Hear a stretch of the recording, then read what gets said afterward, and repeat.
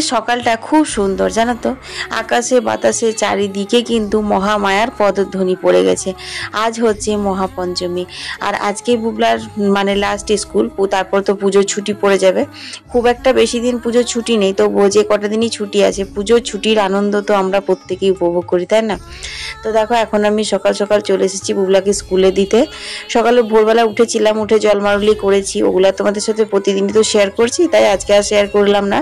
তো বন্ধুরা, তোমাদের সবাইকে জানাই শুভ সকাল। আসানসোল থেকে আমি অর্পিতা, তোমাদেরকে সাথে নিয়ে মহাপঞ্চমীর ব্লগটা শুরু করে দিলাম। সম্পূর্ণ ভিডিওটা দেখো। আজকে সারাদিন অনেক কিছু করেছি, অনেক আনন্দ করেছি, আশা করি তোমাদের খুব ভালো লাগবে। আর যারা আজকে প্রথমবার আমার ভিডিও দেখছো, চ্যানেলটা অবশ্যই সাবস্ক্রাইব করে বন্ধু হয়ে পাশে থেকো। আর যারা আগে থেকে চ্যানেল সাবস্ক্রাইব করে বন্ধু হয়ে পাশে আছো, তাদেরকে অনেক অনেক ধন্যবাদ। আমি জিজ্ঞেস তো বন্ধুরা, এই দেখো শাঁখা পরলাম। পুজোর সময় কিন্তু আমাদের শাঁখা পরতে হয়, যদিও সোনার শাঁখা বাঁধানোগুলো আমি পরি, তো পরবো, কারণ ওটা আমার একটা ফুল খুলে গেছিলো, বুলা বাবা সারিয়ে এনে দিয়েছে। তো যেহেতু পরতে হয়, মানে শাঁখা করছিল, বুলা বাবা নিজেই বলছে তুমি শাঁখা পরবো বলছিলে, পরবে, তো পরলাম। দেখো শ্রাবণ মাসে যে চন্দ্রচূড় মন্দির থেকে শাঁখাগুলো পরে এসেছিলাম, এই শাঁখারই আবার বলছে সেগুলো ডুপ্লিকেট। অথচ আমি জিজ্ঞেস করেছিলাম, বলেছিলাম এগুলো অরিজিনাল শাঁখা, তখন বলছে হ্যাঁ অরিজিনাল শাঁখা বলেছিল ওরা। তো যাই হোক, কী যে অরিজিনাল আর কী ডুপ্লিকেট এখনকার দিনে তো বোঝা মুশকিল। তবে হ্যাঁ, এই একজোড়া শাঁখা পরলাম। দেখো বেশ শাঁখা পরলে না পুজো পুজো লাগে, মনে হয় হ্যাঁ এবার পুজোও শুরু হয়েছে। এই তো, আর আমাদের বাড়িতে আমার ঠাকুমা শাশুড়ি পড়তো, মা পড়তো, আমিও পড়তাম প্রতি বছরই। এই রিসেন্ট 2-1 বছর হয়তো পড়া হয়নি, যেহেতু সোনার শাঁখা বাঁধানোগুলো পড়ি সেই জন্য।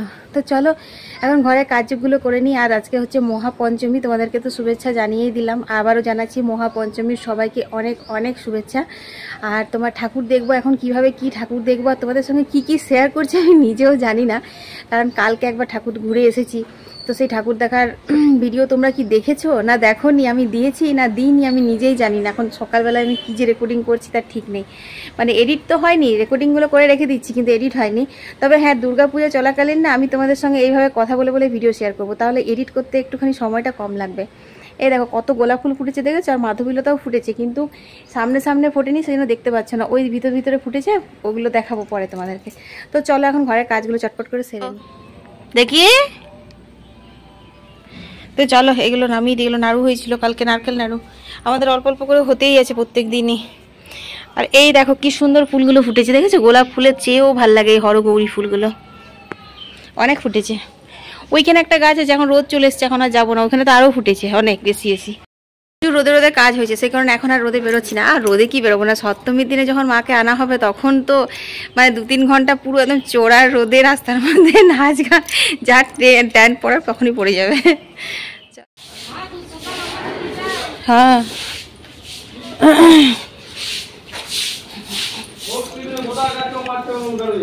দাও,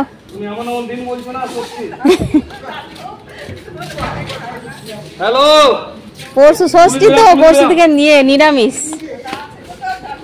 হ্যাঁ আর কি দেবো, ডিম দেবো?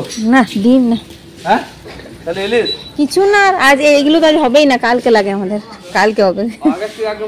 হ্যাঁ আগের থেকে নিয়ে নিচ্ছি।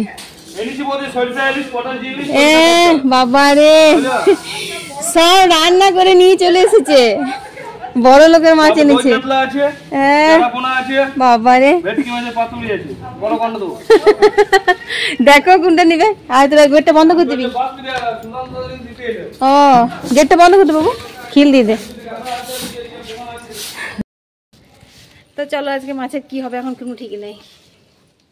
সেই 8টার সময় তোমাদের সাথে ব্লগ শেয়ার করেছি, তারপর ঘরের বাসি কাজগুলো সারতেই হঠাৎ স্কুল থেকে ফোন করলো। বুবলা বলছে আমার ভীষণ মাথা ব্যথা করছে মামি, আমাকে নিয়ে যাও। তো শুনলাম, শুনে নিয়ে পরে আবার সঙ্গে সঙ্গে গেলাম বুবলার স্কুলে ওকে আনতে। তো স্কুল আওয়ারে বাচ্চাদেরকে স্কুল থেকে বের করলে তো অনেক রকমের ফর্মালিটিস থাকে, তো সেগুলো করতে করতে একটু লেট হয়েছিল। তারপরেও বেরিয়ে পরে ভাবলাম না যে এখন খুব একটা বেশি দেরি হয়নি, তাহলে একটু আইব্রোটা করেই যায়, কারণ আজ পঞ্চমী হয়ে গেল, এখনো পর্যন্ত আইব্রো করা হয়নি। তো ওই ঘন্টা খানেক মতো ছিলাম আর কি বাইরে, মানে স্কুলের কাজ সারতে, বুবলাকে নিতে, তারপর আইবুড়ো করে আস্তে আস্তে 1 ঘন্টা লেগে গেছিল। তো সেই 1 ঘন্টার জন্য মা একদম অস্থির হয়ে গেছিল, মানে বলছে যে রাস্তাঘাট এত বিজি আর এত পুজোর সময় এত ভিড়, এত দেরি হচ্ছে, ভীষণ চিন্তা করছিল। তো বুলা বাবাকে ফোন করেছে যে বুলটি কতক্ষণ বেরিয়ে গেছে, এখনো পর্যন্ত আসেনি। আবার বুলা বাবা ফোন করছে তোমার কত দেরি হচ্ছে, এই আর কি। তারপর বাড়িতে এসে তো মায়ের কাছেও বকুনি খেলাম, এত দেরি হয়ে গেছে একটা ফোন করিসনি। আসলে ফোন করবো ভাবলাম, বুঝলে, তারপর ভাবলাম দূর মা তো এদিকে ব্যস্ত থাকবে, আবার ফোন করবো রিং হবে তুলবে না, এই করে আর ফোন করা। বন্ধুরা জল টল নেওয়া হয়ে গেল, রান্নার এখন কিচ্ছু হয়নি, রান্নার হয়নি এখনো, বুঝলে। এখন শুধুমাত্র ভাতটা আমার বসিয়েছিল, ভাতটা ফুটছে। তো তোমার আইব্রোটা করে নিয়েছি, দেখো কেমন হয়েছে বলো তো, ঠিকঠাক হয়েছে। আসলে কি বলতো, আমি যার কাছে করি সেই মেয়েটার বিয়ে হয়ে গেছে, নিয়ে অন্যজনের হাতে এখন করছি, তো নিয়ে ঠিক স্যাটিসফাই হতে পারছি না। যাই হোক ঠিকই আছে মনে হচ্ছে, চলো মেকআপ করার পর বোঝা যাবে। তো প্রচণ্ড রোদ গরম গো, চটপট করে রান্নাটা সেরে নিই, তারপর স্নান টান করবো, ফ্রেশ হব, সন্ধেবেলায় ঠাকুর দেখতে যাব। এখন 12টা বাজতে গেল, এখনো পর্যন্ত দেখো ডিম সেদ্ধ বসিয়েছি, এখানে মাশরুমটা বের করেছি, এখানে করলা ভাজাটা বানাচ্ছি, আর ভাতটা মা বসিয়েছিল, তো আমি এসে পরে ভাতটা নামালাম, ভাতটা হয়ে গেছে। এই তো জুহি কমলা লিখেছে, দিদিভাই তোমাদের ভিডিও আমার দেখতে খুব ভালো লাগে, আমাদের 2 বোনের নামটা নিয়েও আমরা খুব খুশি হব। তো এই যে জুহি আর কমলা, তোমাদের দুজনের নামই নিলাম, তোমাদেরকে অনেক অনেক ভালোবাসা। এর পরের কমেন্টটি হচ্ছে কলকাতা থেকে কল্পনা লিখেছে, দিদিভাই তোমার ভিডিও দেখতে খুব ভালো লাগে, আর তোমার পুজোর ব্লগের জন্য অপেক্ষা করে আছি। তো নিশ্চয়ই দিদিভাই, পুজো ব্লগ তো আমি শেয়ার করতেই আছি, আর তোমাকে অনেক অনেক ধন্যবাদ এত দূর থেকে আমার ভিডিও দেখার জন্য। তারপরের কমেন্টটি হচ্ছে শিলিগুড়ি থেকে রমেশ ঝা লিখেছে, অর্পিতা তোমার ভিডিও দেখতে খুব ভালো লাগে, তুমি আমার মেয়ের বয়সী, আর তোমার দুর্গাপুজোর ভিডিও দেখার জন্য আমি অপেক্ষা করে আছি। তো বন্ধুরা এই যে আলু, পটল, ফুলকপি, কাঁচা কলা, বড়া দিয়ে রসা রেডি, খুব সুন্দর হয়েছে আজকে, টেস্টি টেস্টি। এখানে লেবু দিয়ে টকটক ওল ভাতে করলা ভাজা, এই হয়ে গেছে আমাদের আজকে নিরামিষ পদ। এখন শুধু বাকি রয়েছে এই যে মাশরুম এগ কারি। মাশরুম ধোয়া হয়ে গেছে, রসুন কুচে নিয়েছি, পেঁয়াজ কেটে নিয়েছি, ডিম সেদ্ধ ছাড়িয়ে নিয়েছি, মশলা তো গোলা হয়ে গেছে। হ্যাঁ ভালো সেই তো বন্ধুরা, মাশরুমের একটা আলাদা টেস্ট, ডিমের একটা আলাদা গন্ধ, সেটার জন্য বুবলা বলছে মাশরুম দিয়ে এগ কারি ভাল লাগবে না। তাহলে চলো মাশরুমটা ভাজা করে দিই পেঁয়াজ দিয়ে, কারণ সেদিন ভাই পোয়াল ছাতু ভাজা করেছিল। আচ্ছা, ছোটো মামা যেমন পেঁয়াজ দিয়ে ভেজেছিল, পোয়াল ছাতু এনেছিল ভাই, খেতে খুব ভালো হয়েছিল, তো সেরকমই বলছি করে দিতে। তো চলো ওটাই ভালো হবে, বরং ভাজা করে দেবো, আর হচ্ছে তোমার একটা কারি করে দেবো, পেঁয়াজ আর একটা কাটলেই হয়ে যাবে। প্রচণ্ড গরম লাগছে। দেখো বন্ধুরা, এখানে মশলা কষানো হয়ে গেছে, এরপর আমি ডিমগুলো দিয়ে কষিয়ে নামিয়ে দেবো। আসলে কি বলতো, আদা আর কাঁচা লঙ্কা পেস্ট দিয়েছি, তো নিয়ে কষানোর সময় এত ঝাঁঝ উঠছে যে কি বলবো। আর এইখানে দেখো ওই যে মাশরুম ভাজাটা নামিয়ে নিয়েছি, বুবলাতে একটু টেস্ট করাও হয়ে গেল, খেতে খুব ভালোবাসে মাশরুম ভাজা। চলো এগ কারিও রেডি। দুপুরবেলায় খাওয়া দাওয়া করে বুবলা আর আমি একটা টেনে ঘুম দিলাম। আসলে বুবলারও খুব ঘুমের প্রয়োজন ছিল, আর আমারও ভীষণ ঘুমের প্রয়োজন ছিল, বুঝলে। এই কটা দিন বিশাল আমাদের ধকল হচ্ছিল মা ছেলের দুজনেরই। সেই ভোরবেলা ওঠা, দুপুরবেলায় বুবলা টিউশন থাকে বলে মানে একটু শোয়া হয় না, এই আর কি। আর এই শাড়িটা আমাকে দিয়েছে হচ্ছে আসাম থেকে এক দিদিভাই, তার নাম হচ্ছে রুহি। তো দিদিভাই, এই যে তোমার শাড়িটা পরে নিয়েছি, দিদিভাই খুব রিকোয়েস্ট করেছিল যে তুমি একদিন হলেও আমার এই শাড়িটা পরো। তো শাড়িটা পরেছি আজকে ঠাকুর দেখতে যাওয়ার জন্য। তো ভাবলাম একবারে পরে মন্দিরে সন্ধে দেবো, ঘরে সন্ধে দেবো, তারপর ঠাকুর দেখতে বেরোবো, কারণ আজকে আমরা অটো করে ঠাকুর দেখতে যাবো, মাকে নিয়ে যাবো। তো 6টার সময় গাড়ি আসতে বলা আছে। তো যেহেতু আমার মেকআপ করা হয়ে গেছে, লিপস্টিক পরেছি, তো সে কারণে বুবলাকে বললাম তুই শঙ্খটা বাজিয়ে দে। তো দেখো বুবলা এখন শঙ্খটা বাজিয়ে দিচ্ছে। এরপর আমি চলে এলাম মন্দিরে। তো মন্দিরে জানো তো সবাই আমার এই শাড়িটা খুব প্রশংসা করছিল। তো প্রথমে তো সবাই অবাক হয়ে দেখছিল যে কি ব্যাপার, আজ আমি এত সেজে গুজে সন্ধে দিতে এসেছি কেন। তারপর আমি সবাইকে মেনশন করে দিলাম যে আমি ঠাকুর দেখতে যাব, সে কারণে একবারে রেডি হয়ে নিয়েছি, এবার সন্ধে দিয়েই সঙ্গে সঙ্গে বেরোবো। তো এই শাড়িটা মানে খুবই সুন্দর আর খুব হালকা। আর বন্ধুরা, এই ব্লাউজটা এত সুন্দর, যে দেখছে সেই বলছে কি তোমার শাড়িটার সাথে ব্লাউজটা এটা ছিল।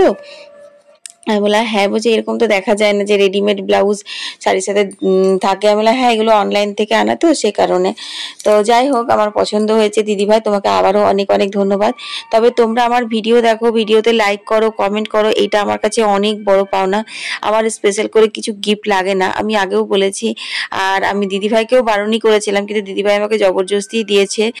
বন্ধুরা শাড়িটা ছেড়ে দিলাম, শাড়িটা পরে প্রচণ্ড গরম লাগছে, বুবলাও বলছে, বাবা বলছে নিয়ে এইটা পরলাম। এই দেখো আর ঘরে শুরুই করতে পারলাম না। চলো এবার প্যান্ডেলে যাই। হ্যাঁ হ্যাঁ, ছাতা একটা নিয়ে নাও।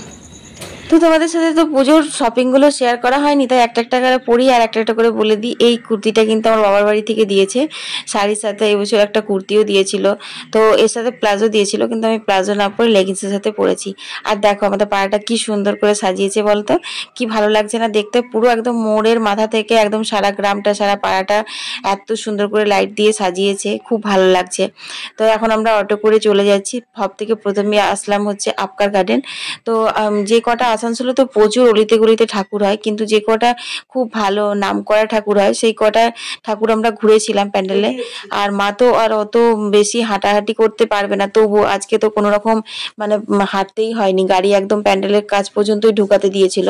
কাল থেকে তো আর একদম গাড়ি একদম পার্কিং এ রাখতে হবে, আর পুরো হেঁটে হেঁটেই যেতে হবে। তো সে কারণে আর কি আজকে আমাদের আসা, সেরকম ভিড়টাও ছিল না জানো। তো এইটা হচ্ছে আপকার গার্ডেনের প্যান্ডেলটা।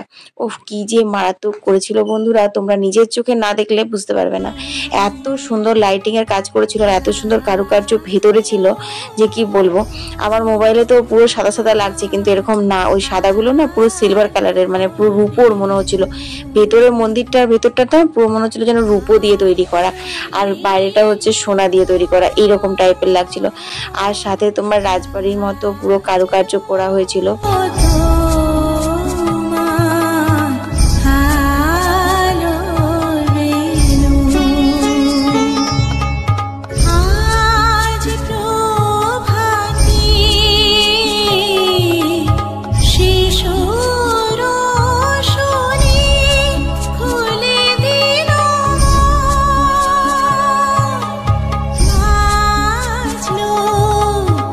তো দেখো এই যে মায়ের মূর্তিটা কত সুন্দর হয়েছে, মায়ের মানে সোলার ডাক দিয়েছে, সাদা ডাক দিয়েছে। তো বিভিন্ন মানে এটা না চোখে দেখলে, খালি চোখে না দেখলে তোমরা বুঝতেই পারবে না যে কতটা সুন্দর লাগছে। তো যাই হোক কিছুগুলো ফটো মটো তুলে নিলাম। পুজোর ভিডিও বুঝতেই পারছো, পুজোর সময়কার যে স্মৃতিগুলো সেগুলো তো আমরা সবাই ক্যামেরা বন্দি করতে চাই। ভিডিও ফটো তুলে তুলে মানে মানে যতই ভিডিও করো আর যতই ফটো তোলো শখ মিটবে না। দেখো এটা না পুরো মধ্যখানটা করেছে, মায়ের মুখ করেছে, আর কি সুন্দর গোল করে করেছে গো প্যান্ডেলটা। তো যাই হোক চলো এখন কিন্তু বৃষ্টি নামাবে, কারণ বিশাল মেঘ করেছে আর মেঘ ডাকছে গুড়গুড় গুড়গুড় করে। তো আমাদের আপকার গার্ডেনের ঠাকুরটা দেখা হয়ে গেল। তোমাদের কেমন লাগলো তোমরা কমেন্টে জানিও এই ঠাকুরটা। আরো আমরা অনেক ঠাকুর দেখেছিলাম, কিন্তু সবগুলো এই ভিডিওতে দিলে ভিডিওটা অনেক বড় হয়ে যাবে, তাই ঠাকুর দেখার ভিডিওগুলো আমি আলাদা করে তোমাদের সঙ্গে শেয়ার করে দেবো। তো ওই ঠাকুরটা দেখে বেরোনোর পরেই দেখো অটোতে বসে আছি, বিশাল বৃষ্টি হয়েছে শুরু। এই যে ছাতা দিয়ে আর দিয়ে বুবলাকে তো পুরো রাগাচ্ছিলাম, কি বলবো বলো। তো যা রাস্তাতে জ্যাম হোক, বৃষ্টি হোক বা ঝড় হোক, বাঙালির কিন্তু দুর্গাপুজো ঘোরা বন্ধ হবে না। দুর্গাপুজোটা একটা হচ্ছে বাঙালির ইমোশন, বুঝলে, সেটাকে কেউ মানে কাবু করতে পারবে না। তো যাই হোক এখন এরপর আমরা চলে এসেছি গোপাল ভাঁড় নিয়ে। ঠাকুর দেখার মজাই আলাদা বন্ধুরা, ছাতা ছাতা। তো এবার আমরা চলে এলাম এইখানে প্যান্ডেলটা দেখতে। এই প্যান্ডেলটা হচ্ছে রাজা কৃষ্ণচন্দ্র রায়ের রাজবাড়ির থিমটাকে তুলে ধরেছে, সাথে রয়েছে গোপাল ভাঁড়। আর গোপাল ভাঁড়ের যতগুলো ক্যারেক্টার ছিল আর কি সবাইকে এত সুন্দর করে তুলে ধরেছে, তোমরা নিজের চোখে না দেখলে বুঝতে পারবে না। তবে বাচ্চাদের মানে ভীষণভাবে আকর্ষণ করবে এই প্যান্ডেলটা, কারণ বাচ্চারা যারা যারা গোপাল ভাঁড়ের ইয়েগুলো কার্টুনগুলো দেখে তারা কিন্তু ক্যারেক্টারগুলোকে সবাইকে চিনতে পারছে। আর দুর্গাটাও খুব সুন্দর করেছে। এখানে গোপাল ভাঁড়ের সমস্ত মানে গল্পটাকে সাজানো হয়েছে, সব ক্যারেক্টারগুলো মূর্তি মূর্তি এই যে করা হয়েছে, ভালো হয়েছে। এটা যেন কি বলে জায়গাটার নাম রে? গোপাল ভাঁড়ের রাজবাড়ি। ও আচ্ছা, গোপাল ভাঁড়ের রাজবাড়ি।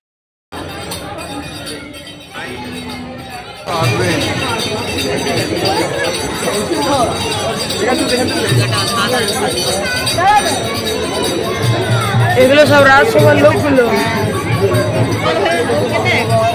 হ্যাঁ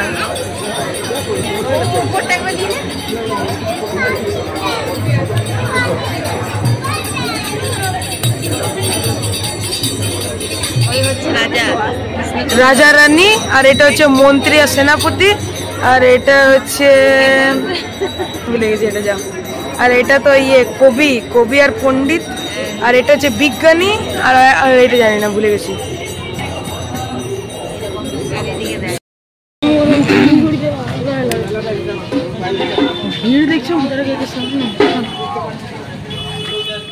এখন ফুচকা খাওয়া হয়ে গেছে, এবার আমরা মথুরার কেক আর পাঁশকুড়া চপের দিকে চলে।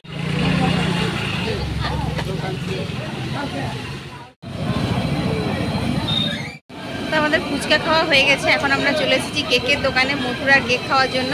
এই যে গরম গরম এখন ভাজা হচ্ছে, ভাজা হলে পরে মথুরার কেক খাবো, পাঁশকুড়া চপও খাবো ভেবেছিলাম, কিন্তু এখানে করে না, শুধু কেকটাই বানাচ্ছে।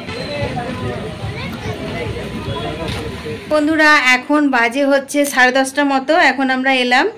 এরপর চলো খাওয়া দাওয়া করবো। খাওয়া দাওয়া বলতে দিনের বেলা ডিমের ঝোল ভাত সমস্ত কিছু রাখা রয়েছে, ওইগুলো খাওয়া হবে। মা তো মুড়ি খাবে, আমিও একটু মুড়ি খেয়ে নেবো। বুগলার জন্য তো বিরিয়ানি আনা হয়েছে, বুগলা বিরিয়ানি খাবে। বুগলা বাবা বললো না বিরিয়ানি খাবো না, আর আমারও ভালো লাগে না, মানে বাড়িতে বানাই ওটাই ঠিক আছে, কেনা জিনিস একদমই বিরিয়ানি কেনা আমার ভালো লাগে না একদম। তো চলো আজকে ঠাকুরগুলো কেমন লাগলো, তোমরা যারা লোকালে আছো তারা অবশ্যই একবার দেখে যেও, ভালো লাগবে, খুব ভালো লাগলো। সব থেকে বড় কথা কোনো রকম পার্কিং নেই, ভিড় নেই, আর মন্দিরগুলো ওপেন হয়ে গেছে, তাই দেখে নিলাম একদম ফাঁকায় ফাঁকাতে। এটাই এই লাইন দিয়ে না, আমাদের মানে যারা শহরাঞ্চলে থাকো, যারা লাইন দিয়ে বরাবর ঠাকুর দেখেছো তাদের জন্য ঠিক আছে, কিন্তু আমাদের লাইন দিয়ে ঠাকুর দেখা আমার একদম পোষায় না। মানে লাইনেই তো সব এনার্জি চলে যায়, ওই 1 ঘন্টা 1.5 ঘন্টা লাইনে ভিড় ঠেলে ঠেলে অন্ধকারের মধ্যে, তারপরে বৃষ্টি, ভিজিনি, এক জায়গায় বৃষ্টি খুব জোর এসেছিলো, তো ওখানে অটোর ভিতরে একটু দাঁড়িয়েছিলাম, তারপর বাকি আর কোথাও ভিজিনি। তো অনেকগুলো নতুন নতুন ঠাকুর দেখলাম, যেগুলো আমি এবছর প্রথম দেখলাম, তাই তোমাদের সঙ্গে শেয়ার করলাম। তো চলো আজকে ভিডিওটা এখানেই শেষ করে দিচ্ছি। সবাই ভালো থেকো, সুস্থ থেকো। কালকে মহাষষ্ঠী, সবাইকে অগ্রিম শুভেচ্ছা জানিয়ে দিলাম। টাটা।